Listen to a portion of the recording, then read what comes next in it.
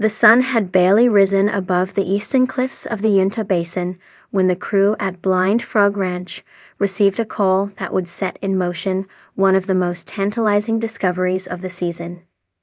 Dwayne Ollinger stood at the edge of the mesa, surveying the rugged terrain below. Dust still clung to the tires of the all-terrain vehicles parked at the base of the canyon.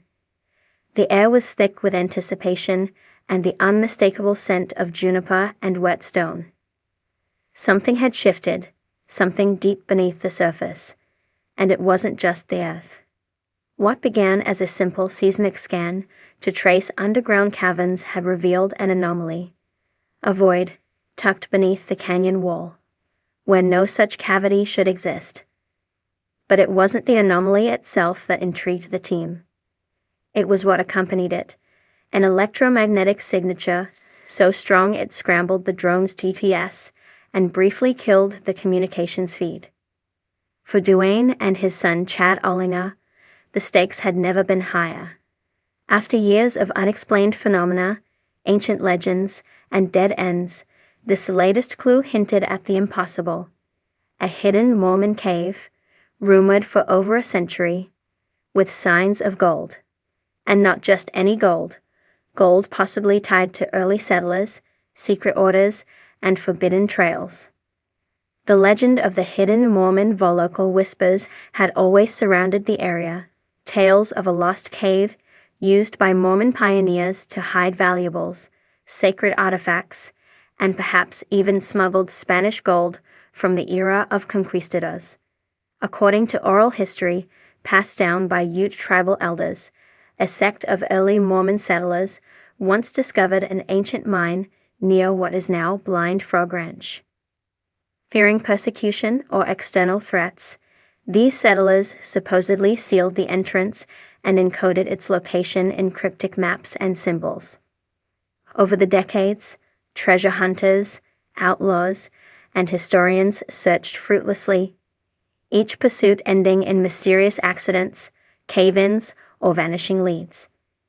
Until the Ollingers had stumbled across something no one else had, physical evidence. A hidden door-warsing LiDAR technology combined with old topographic maps. The crew narrowed the anomaly's location to a sandstone bluff overlooking a box canyon. It took 2 days of manual digging and drone-assisted surveys before they unearthed what looked like a natural rockfall, until Chad noticed the strange chisel marks. This isn't just erosion, Chad said, brushing away layers of sediment. These are hand-cut.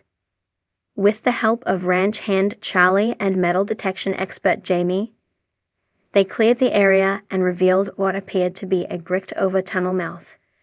The stones were stacked meticulously, with a strange resin-like mortar that had hardened like steel over time. Carved into the upper lip of the stonework was a faint symbol, an all-seeing eye flanked by 2 crossed T's, an icon tied to early Mormon mysticism and, more obscurely, Freemasonry. This could be it, Dwayne whispered, almost afraid to believe it. The descent into darkness cracking, the seal took hours. Once the wall gave way, a gust of stale, cold air poured from the darkness beyond. The team geared up, oxygen meters, rope lines, handheld UV lights, and body cams. What lay beyond was a passage descending at a sharp angle, engineered with intent. It felt more like a mine shaft than a natural cave, with carved stone supports every 10 feet. After about 40 yards, they reached a chamber. Its walls were covered in old lantern soot, and on the floor, they found remnants of canvas and iron tools, primitive picks, rusted shovels, even a collapsed wooden wheelbarrow. Somebody was definitely working this place, said Jamie, examining an old coin partially buried in gravel. And they weren't doing it for fun. Further exploration revealed something even stranger. A sealed alcove at the far end, protected by a stone slab. As they approached, the metal detector wailed. Gold, or something very close to it.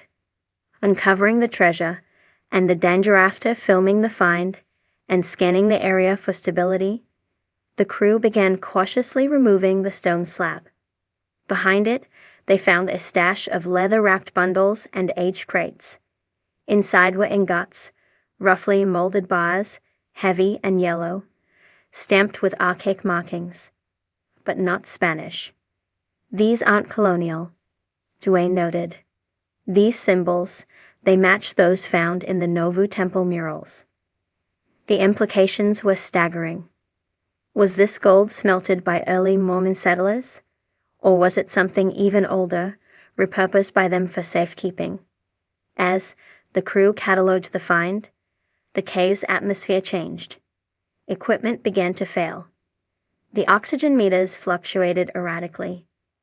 Jamie swore he saw movement down one of the side tunnels, though it proved empty on review. "I don't know if it's just nerves," Chad admitted, "but it feels like we're being watched." Secrets within the walls. They examined the video footage. A frame-by-frame analysis of the moment they opened the gold cache revealed something chilling. An inscription on the back wall of the alcove, visible only for a few seconds in the UV light. A mix of Latin and an unknown script. The legible part read Custodite Aurum, Sanguine Signatum. Translation: Guard the gold. Sealed in blood. Even more eerie, the wall behind the inscription bore red-brown streaks. Was it symbolic? Or later the team debated whether to return. Duane, ever the pragmatist, wanted to extract samples and bring in specialists. Chad, driven by curiosity and a growing sense of spiritual weight, felt it was more than gold.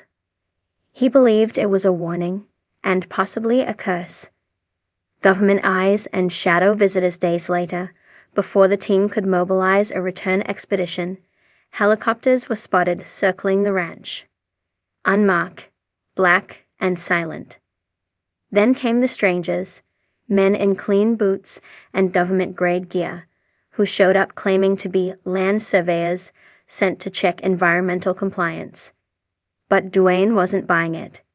"We've been here for years. No one cared before. Now we find ancient gold, and suddenly we're getting visitors one night." Trail cams captured blurred figures near the cave entrance. When the team returned the next morning, the passage had been resealed, crudely, but effectively. Someone didn't want them going back in. Final revelations to footage, samples, and findings were compiled and sent for independent testing. The gold, according to lab analysis, contained a unique alloy blend, similar to those used in early 1800s American minting, but with traces of European mercury and arsenic refining techniques. In other words, someone with old world knowledge had handled it. As for the symbols, a cryptologist suggested a link to a Mormon splinter group known as the Order of the Veil, a quasi-secret society that vanished in the late 1800s, believed to have fled Utah carrying sacred artifacts and forbidden wealth. Could this be their final hiding place? The mystery grossed the cave was real. The gold was real. The danger was real. But what remained unanswered was more haunting than what was uncovered. Why was it hidden here, in the shadow of Blind Frog Ranch? Why were outside forces suddenly interested, intervening without explanation? And was this just one of many hidden caches buried in the veins of Utah's sacred ground? As the sun dipped behind the canyon walls once again, Duane looked out across the land he had come to both love and fear. "This ranch keeps pulling us deeper," he muttered. "And I don't think we've even scratched the surface." One thing was clear: this was no longer just a treasure hunt. It began with a hum, an anomaly in the data collected by geophysicist Eric Drummond during a routine subsurface scan. Beneath the northwest quadrant of the ranch, where electromagnetic pulses often cause equipment to fail, the imaging revealed something entirely new: a void.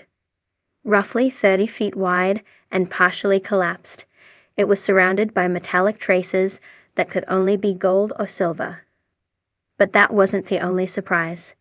Etched just above the anomaly on one of the nearby sandstone walls was a symbol. A beehive, flanked by two symmetrical keys.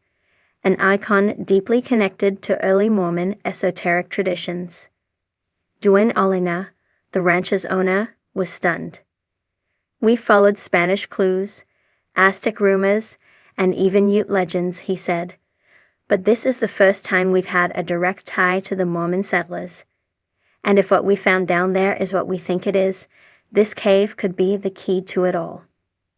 The Mormon connection. In the 1800s, members of the Church of Jesus Christ of Latter-day Saints fled religious persecution by migrating west.